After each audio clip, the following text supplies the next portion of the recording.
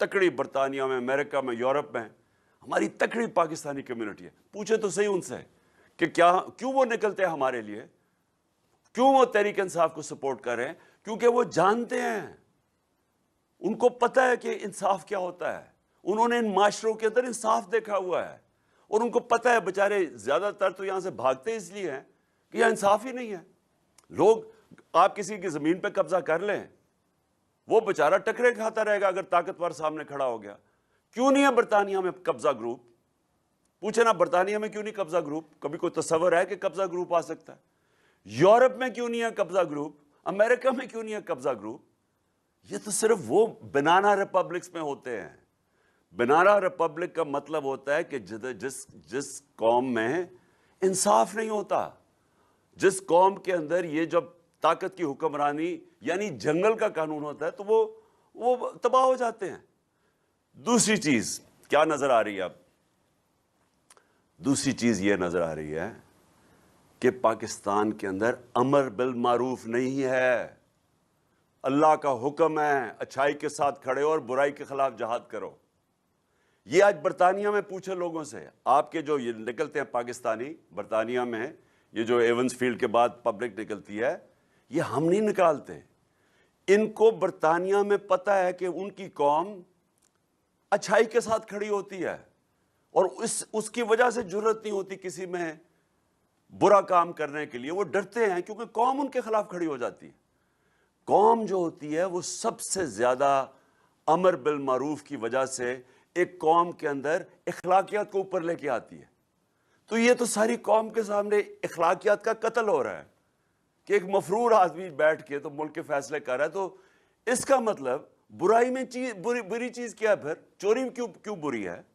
کیوں میں کرپشن نہ کروں؟ میں کیوں لوگوں کو قتل نہ کروں؟ جب یہ ایک معاشرہ اس کو برا ہی نہیں سمجھتا تو پھر اس میں کون محنت کر کے پہلے پڑھے لکھے، پھر ہر روز صبح سے لے کے شام تک کام کرے، اپنے بچوں سے دور ہو؟ کون اتنی محنت کرے؟ چوری کرے اور پیسہ بنا لے. تو معاشرے کیوں کامیاب ہوتے ہیں؟ کیوں میرے نبی صلی اللہ علیہ وسلم نے مدینہ کی ریاست میں امر بالمعروف قائم کیا، عدل اور انصاف قائم کیا، اور اس کی وجہ سے وہاں خوشحالی آئی. تو آج یہ آپ دیکھ رہے ہیں قوم کو کیا پیغام جا رہا ہے کہ جناب وہ آدمی جو کنوکٹ ہوا ہے، 1.5 سال جے آئی ٹی بنی، سپریم کورٹ کے 5 ممبر بینچ، اس سے زیادہ تو کوئی بڑی عدالت نہیں، اس نے اس کو سزا یافتہ کرا دیا ہے، اور وہ جا کے آج اس ملک کے مستقبل کے فیصلے کر رہا ہے. یہ المیہ جو اس ملک سے، یہ مجھے بتائیں ایک سیولائز ملک، ایک مجھے بتائیں کہ جو ملک ترقی یافتہ ہے، جدھر خوشحالی ہے، مجھے ایک ملک بتائیں جس طرح اس طرح کی چیز تصور بھی نہیں کوئی کر سکتا. اخلاقی قتل ہو رہا ہے اس ملک کا. یہ جو چوروں کو ان ہینڈلرز نے جب سے ہمارے اوپر مسلط کیا ہے، انہوں نے سوائے اپنی چوری، اپنے کیسز ختم کرنے کے لیے، ان کی صرف ایک اچیومنٹ ہے کہ انہوں نے 1100 ارب روپے کا جو قوم کا پیسہ چوری ہوا تھا، وہ آہستہ آہستہ وہ سارا کیسز ختم کروا رہے ہیں، یعنی چوری ہضم کر رہے ہیں. باقی انہوں نے ملک کا بیڑا غرق کر کے رکھ دیا ہے، انہوں نے معیشت تباہ کر دی ہے. انہوں نے کہاں 6% گروتھ ریٹ، اور آج حالات دیکھیں.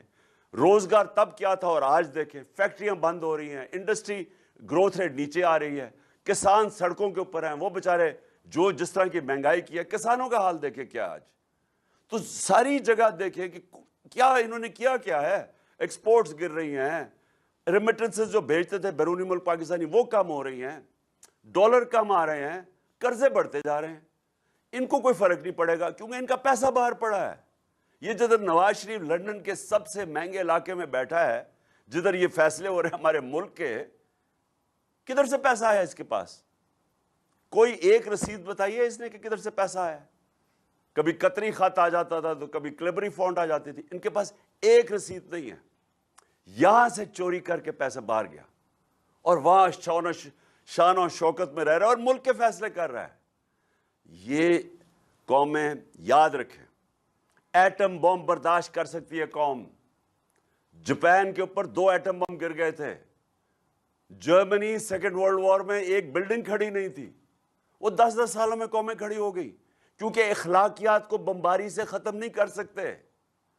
جو اخلاقی جب ایک قوم اس کی اخلاقیات تباہ ہوتی ہے، آپ جدھر مرضی دنیا میں بھاگتے پھریں ہاتھ لے کے کہ جی ادھر پیسے دیں اور ادھر پیسے دیں، قرضے دیں یا ایڈ لیں، لوگوں کے گھٹنے گوڈے پکڑیں، اور یہ پکڑ رہے ہیں